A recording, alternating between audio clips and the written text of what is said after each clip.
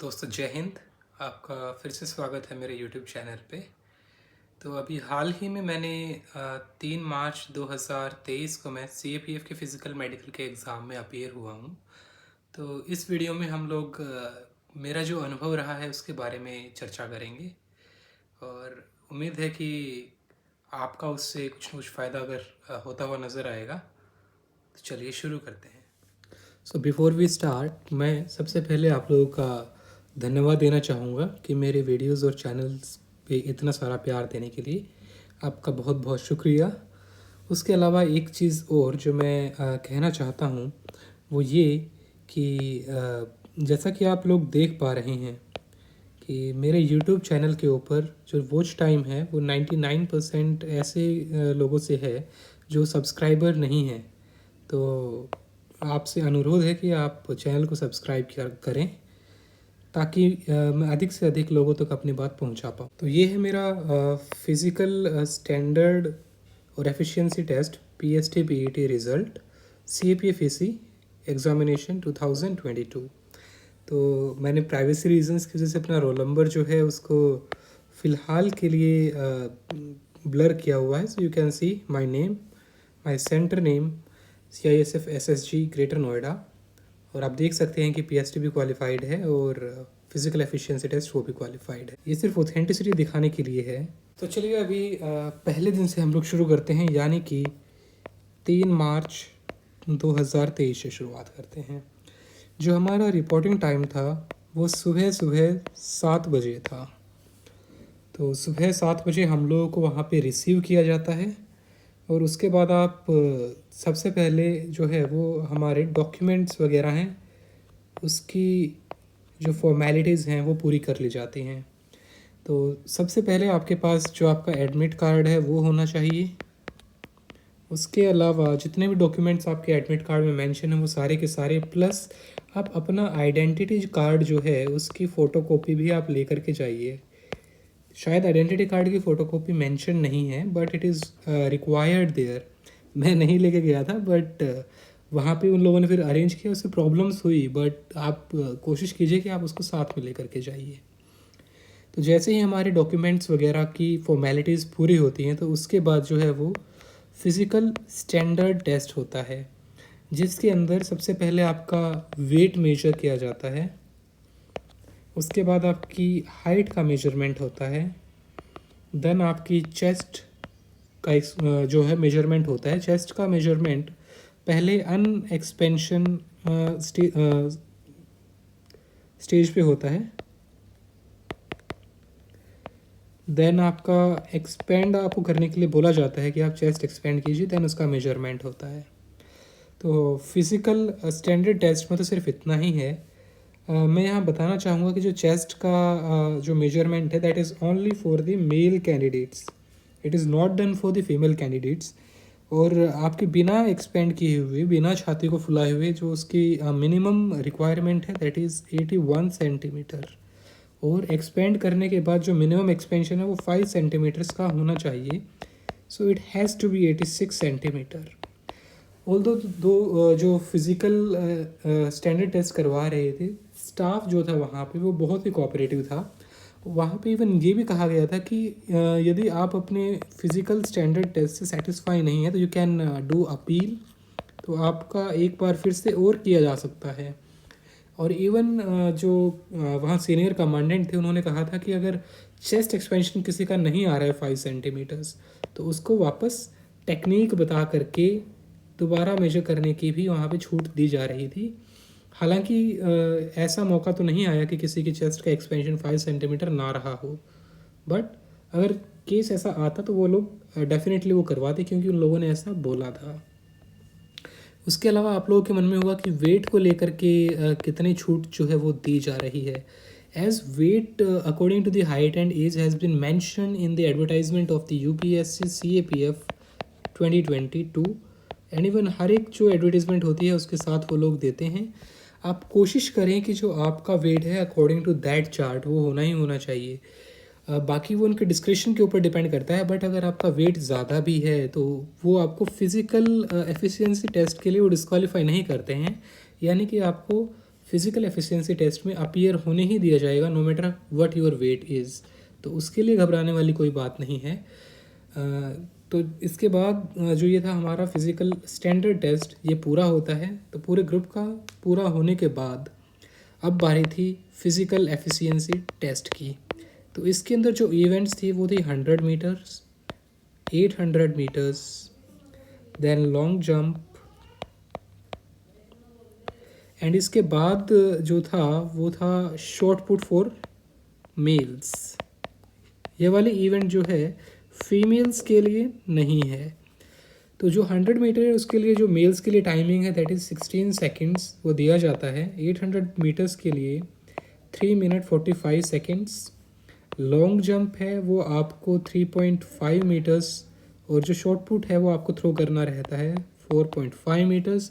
Short put का जो wait होता है वो होता है 7.262 kg।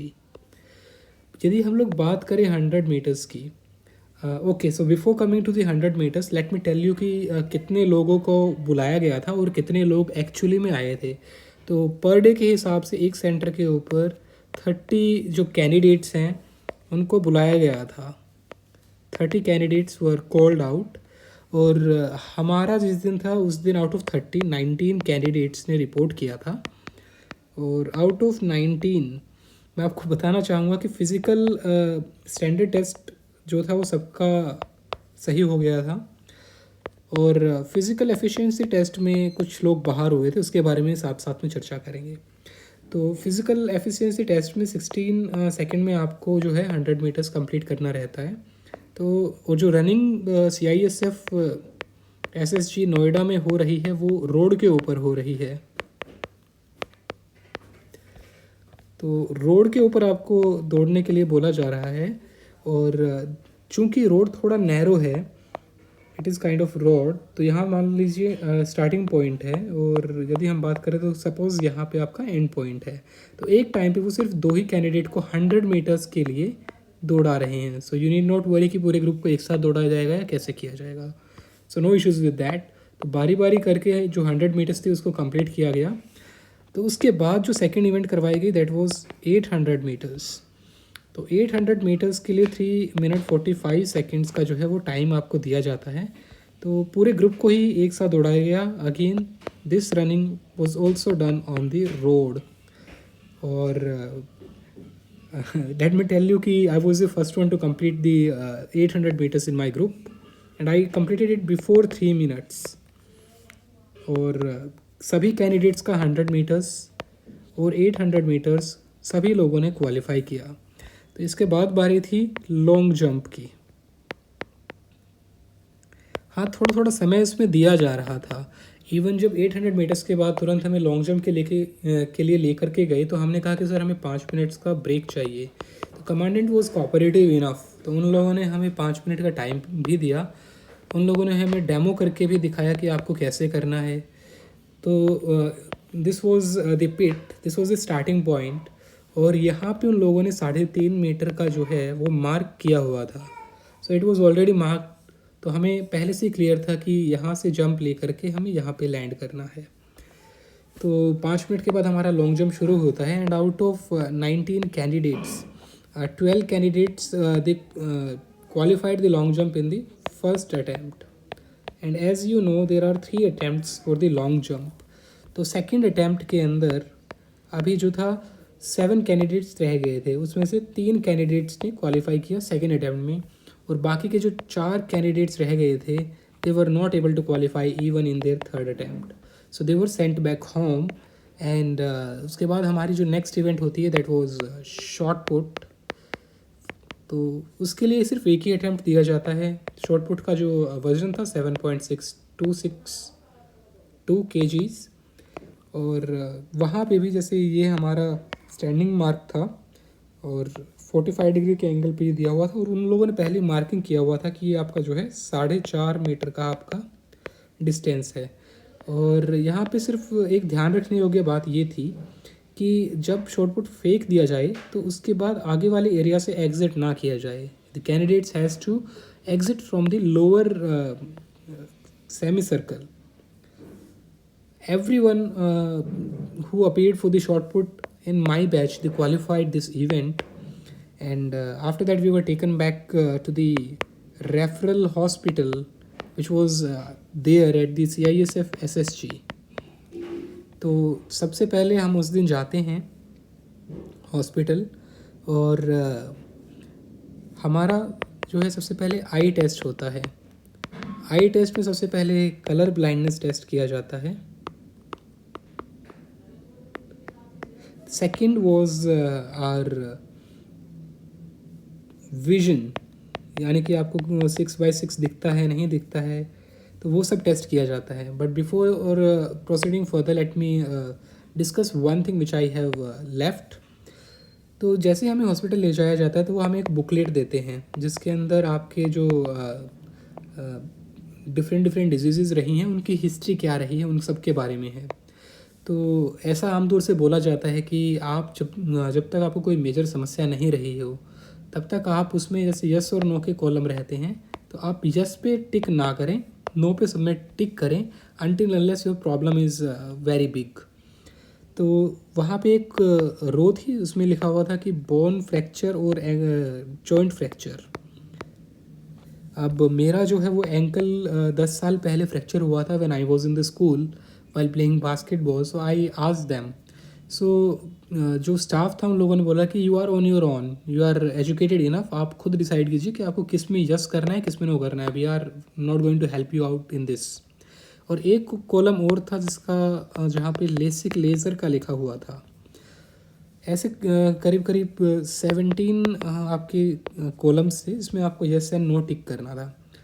बट मेरा चूँकि बोन फ्रैक्चर हुआ था तो सर्जरी भी करके ठीक हुआ था वो, तो उस करके मैंने उसमें यस टिक किया because there is a scar on my skin which can easily be detectable by a doctor. So I mark yes. But वहाँ कोई एक कैंडिडेट थे जो मुझे कह रहे थे कि आपने ऐसा नहीं करना चाहिए था, if you are physically fit then there is no need, because हो सकता है कि वो आपको जो है वो रिव्यू मेडिकल के लिए दोबारा बुलाएं. बट मैं आपको अनुभव अपना बताता हूँ कि ऐसा कुछ नहीं हुआ. उन लोगों ने हालांकि मेरा एंकल का एक्सरे किया था जिसके बाद उन लोगों ने मुझे मेडिकली फ़िट कहा और मुझे रिव्यू मेडिकल की ज़रूरत नहीं पड़ी. सो you can be honest with your self, क्योंकि आप ऐसी चीज़ें अगर छुपाते हैं और वो डॉक्टर बाद में पकड़ लेता है तो देर आर चांसेस कि वो आप पे गुस्सा भी होगा. रिव्यू मेडिकल तो देखो उसमें फिर बनता ही बनता है. So I find that there is no need to hide anything from the medical board. So I mentioned it. So anyways, तो पहले सबसे पहले हमारा आई टेस्ट हुआ जिसके अंदर हमारा कलर ब्लाइंडनेस टेस्ट हुआ. देन इसके बाद जो हमारा सेकंड टेस्ट था वो था विजन का टेस्ट था, जिसमें जो आपका पावर है like candidates who are appearing with the glasses. As you have seen my in my introduction video, मैं भी ग्लासेस पहनता हूँ. तो आप सबसे पहले प्रिस्क्रिप्शन लेके जाएंगे, यानी कि आपको अपने चश्मे का नंबर पता होना चाहिए कि वो कितने नंबर का आपका चश्मा है. उस पर अगर किसी MBBS के स्टैम्प ना भी हो तो भी चलेगा, like but make sure that that is final and you see very clearly from that glasses, and that should be within the range of -4 to +4, उतना अलाउड है. जिसके अंदर आपका मायोपिया, हाइपरमेट्रोपिया,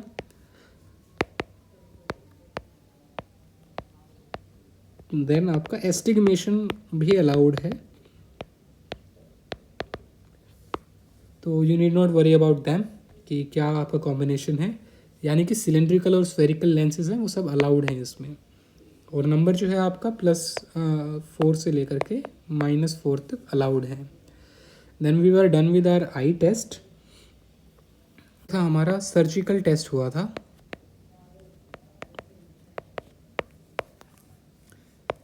सर्जिकल टेस्ट में जिसमें हमारा फ्लैट फिट, शोल्डर की जो वर्किंग है वो सब, एक्सेल एंगल, उसके अलावा यदि हम बात करें तो knock knees,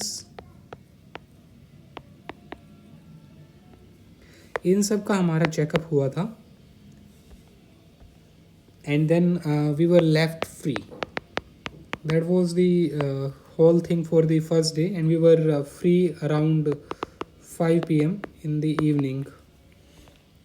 Then next day we were called at 8 a.m. in the morning, and the test they started at the 9 a.m.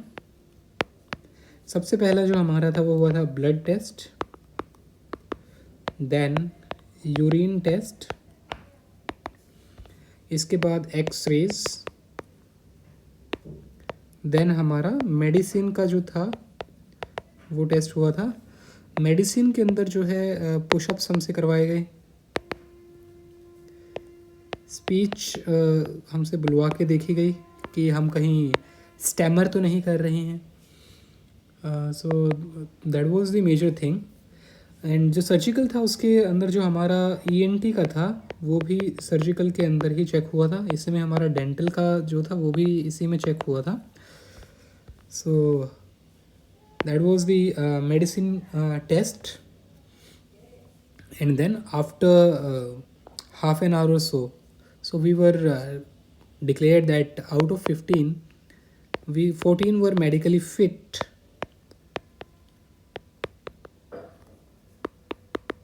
Even the 15th candidate, he was also medically fit, but उसने LASIK laser करवाया हुआ था, तो वो corneal जो depth है उसको नापते हैं, बट अनफॉर्चुनेटली वो हॉस्पिटल में इक्विपमेंट्स उसके लिए अवेलेबल नहीं थे। So he was given the review medical which has to be done at Saket,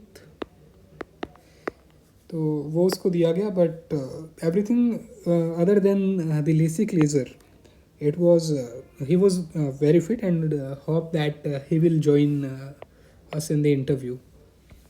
तो ये हमारा कुल मिला करके फिज़िकल और मेडिकल का अनुभव रहा था। और मेरे को जो लगता है कि हमें किसी भी दूसरे बंदे से ज़्यादा प्रभावित होने की आवश्यकता नहीं है, वो चाहे मेडिकल में कुछ और कह रहा, because he is just another candidate. So you have to be confident about your self, you should believe your instincts, और आप फिज़िकल एफिशिएंसी और फिज़िकल स्टैंडर्ड जो टेस्ट हैं वो तो सब आपके हाथ में ही हैं। So you can do that as well. तो आशा करता हूँ कि आपके लिए ये वीडियो हेल्पफुल रहेगा। Do like and subscribe to my channel, और यदि आपकी कोई क्वेरी है तो feel free to comment on the comment box. Will get back to you. जय हिंद, जय भारत।